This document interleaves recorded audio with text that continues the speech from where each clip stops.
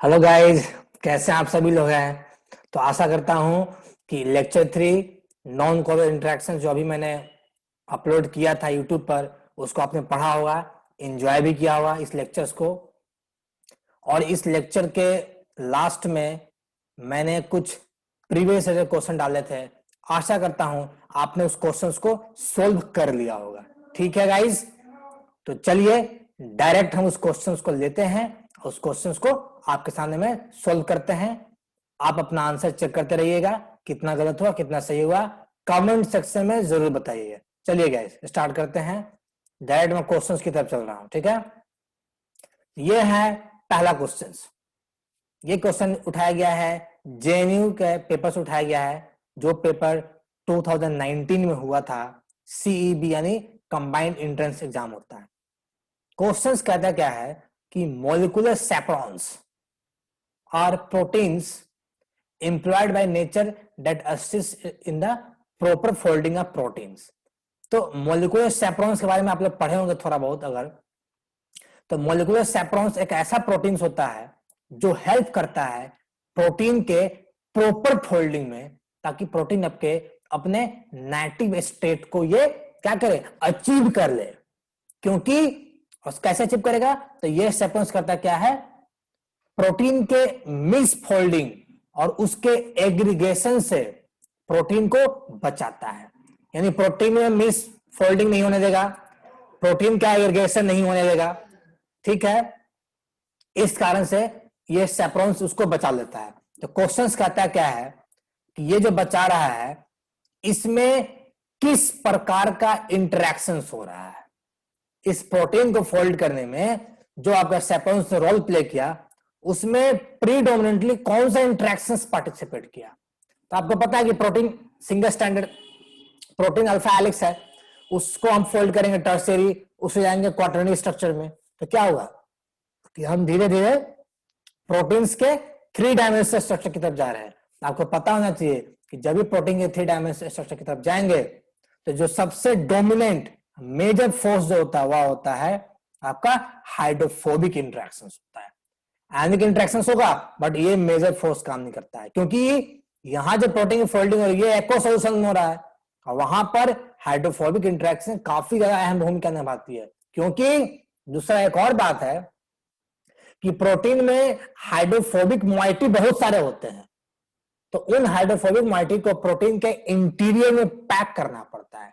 और ये पैकिंग तभी संभव है जब हाइड्रोफोबिक इंटरेक्शंस काम कर रहा होगा। ठीक है, हाइड्रोजन बॉन्ड भी होता है, हाइड्रोफिलिक इंटरेक्शंस भी होते रहेंगे वाटर के साथ, but hydrophobic interactions major role play करता है, जिसमें इसका काम क्या है कि जितने भी हाइड्रोफोबिक अमाइनो एसिड मोइटी है प्रोटीन का, उसको पानी से बचा करके प्रोटीन के इंटीरियर में पैक करना है और उसको फोल्ड करना है।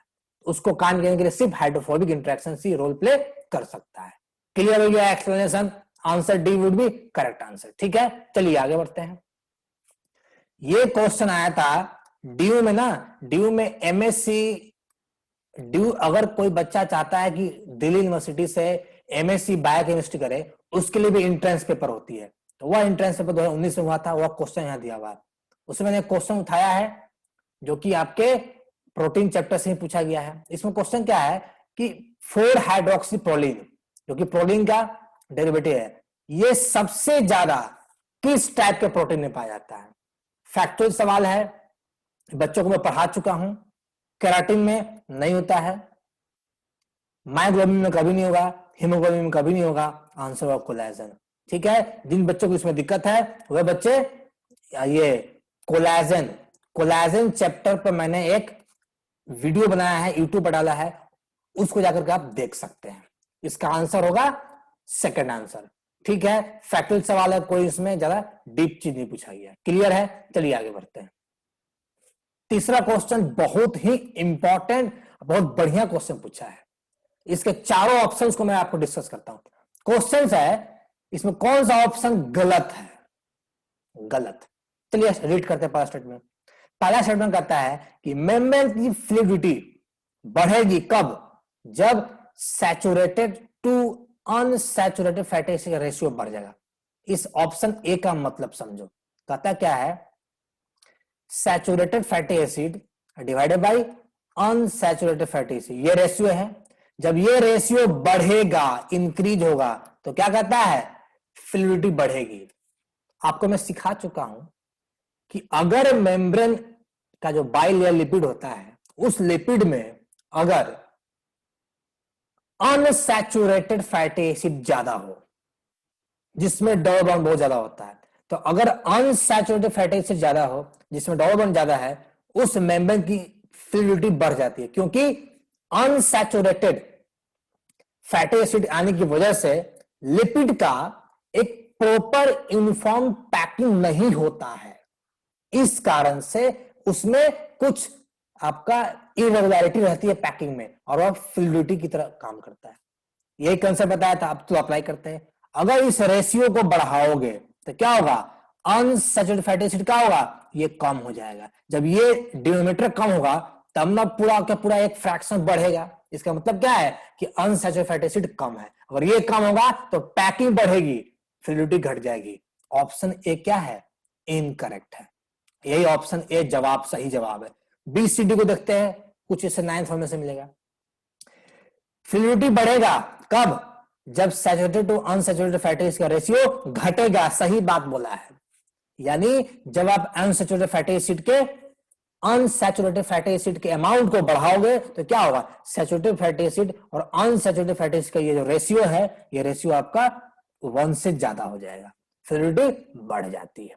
सॉरी, हाँ मैं सॉरी, 1 जाएगा, ये कम हो जाएगा, क्योंकि आपका डिनोमिनेटर बढ़ा रहे हो, कम होगा, फ्लूइडिटी बढ़ जाएगी। ऑप्शन सेकंड सही है, ये लिख लीजिए कॉपी में जिनको नहीं पता होगा। ऑप्शन सी देखो, बहुत माइंड ब्लोइंग ऑप्शन है कि मेम्ब्रेन की फ्लूइडिटी बढ़ेगी कब, जब सिस डबल बॉन्ड बायोस्फीयर मेम्ब्रेन में हो तब बढ़ जाएगी। सही कथन लिखा है, यानी अनसैचुरेटेड, बता देता हूं कॉपी में लिख लेना, अनसैचुरेटेड फैटी एसिड में हमने बताया था कि डबल बॉन्ड होना चाहिए, डबल बॉन्ड होगा तो फ्लूइडिटी बढ़ेगी। याद रखना, यहां पर सबसे ज्यादा क्या, डोमिनेंटली सिस डबल बॉन्ड होता है। ये सिस डबल बॉन्ड ही रेस्पॉन्सिबल है मेम्ब्रेन को फ्लूइडिटी मेंटेन करने के लिए, ये पैकिंग होने नहीं देगा। सिस डबल बॉन्ड की वजह से क्या होगा कि लिपिड में एक किंक पैदा होगा, टेढ़ापन पैदा हो जाएगा। ऐसे था लिपिड, इसमें जैसे ही आएगा डबल बॉन्ड ना, ये ऐसे किंग टेढ़ा हो जाएगा, जैसे टेढ़ा होगा आप पैक नहीं कर पाओगे। इसलिए ऑप्शन सी भी सही है। ऑप्शन डी की बात करें, मेम्ब्रेन की फ्लूइडिटी घटती है अगर ट्रांस डबल बॉन्ड की संख्या बढ़ेगी। सही बात कहता है, याद रखिएगा।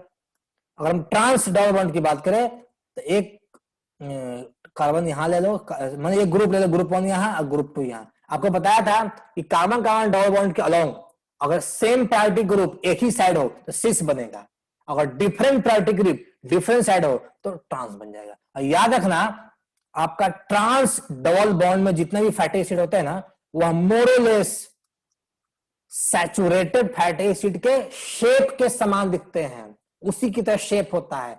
और मोरलेस ये भी क्या करेंगे, पैकिंग मोरलेस स्ट्रॉन्ग कर ही देते हैं। तो ट्रांस डबल बॉन्ड आने से भी फ्लूइडिटी कम हो जाती है। ये बहुत इंपॉर्टेंट उन्होंने इंफॉर्मेशन दिया था बी और सी डी में, इसको याद रखना। तो मैंने सारे इंफॉर्मेशन को, सारे ऑप्शंस को एक्सप्लेन कर दिया, इसलिए आंसर इसका ए सही होगा। इस टाइप का सवाल जिसको नहीं आ रहा समझ में, मेरा लिपिड का चैप्टर देख लेगा कोई बच्चा। मैंने लिपिड पर यूट्यूब पर कम से कम 9 से 10 लेक्चर डाल रखा है, उसमें तमाम सारी बातें मैंने डिस्कस की, उसको शुरू से अंत तक देख लीजिएगा जिसको देखना होगा। ठीक है, चलिए आगे बढ़ते हैं। ऑप्शन ए करेक्ट है। क्वेश्चन नंबर 3 भूल जाइए, 23 नहीं है, क्वेश्चन 4 की बात करें। इसमें कौन सा शुगर नॉन रिड्यूसिंग शुगर है, और बता दे नॉन रिड्यूसिंग शुगर वही होगा जिसका क्या, एनोमेरिक कार्बन इज लॉक्ड, यानी एनोमेरिक कार्बन लॉक हो गया। लॉक का मतलब है, लॉक का मतलब हो गया मीन्स देयर इज कोशिश मैं कर रहा हूं ठीक से लिखने का, there is absence of OH group at anomeric carbon. अब एनोमेरिक कार्बन क्या है, जिसको यहाँ भी दिक्कत हो रहा है वो अगेन मेरे वीडियो को जाकर देखना यूट्यूब पर, क्योंकि यहाँ हर से एक्सप्लेन करेंगे तो वीडियो लंबा बन जाएगा। तो मेरा आप कार्बोहाइड्रेट का लेक्चर देखिएगा, वहां मैंने एरोमेरिक कार्बन समझा रखा है। ठीक है, आप देखो ये लॉक किसमें है, किसमें लॉक हो चुका है। ट्री हेलोस की बात करोगे तो इसका अल्फा 1 और अल्फा 1 दोनों पोजीशन क्या है, लॉक हो गया। यानी अल्फा 1 एरोमेरिक कार्बन होता है, क्योंकि आपको पता होना चाहिए कि ट्री हेलोस में क्या है, ग्लूकोज, ग्लूकोज का ये क्या है, डाइसैकेराइड है। और ग्लूकोज ग्लूकोज दोनों ग्लूकोज का जो एरोमेरिक कार्बन दोनों फ्यूज कर गया है। ट्री हेलोस क्या है आपका, एक नॉन रिड्यूसिंग शुगर। सेलोबायस माल्टोस का ही आपका ब्रेकडाउन है, यहां आपका एक एनोमेरिक कार्बन फ्री होगा, ये रिड्यूसिंग है। माल्टोज में भी एक एनोमेरिक कार्बन फ्री है, ये भी रिड्यूसिंग है।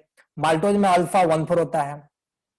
लैक्टोज की बात करेंगे बीटा 1,4 होता है। लैक्टोज में भी क्या है, बीटा 1 है, यानी एनोमेरिक कार्बन फ्यूज कर गया, बट दूसरे मॉइटीज का एनोमेरिक कार्बन फ्री है। तो लैक्टोज में आपका ग्लूकोज गैलेक्टोज होता है। माल्टोज में ग्लूकोज ग्लूकोज होगा, लेकिन यहां पर अल्फा 1 होगा, अल्फा 1,1 नहीं होता है।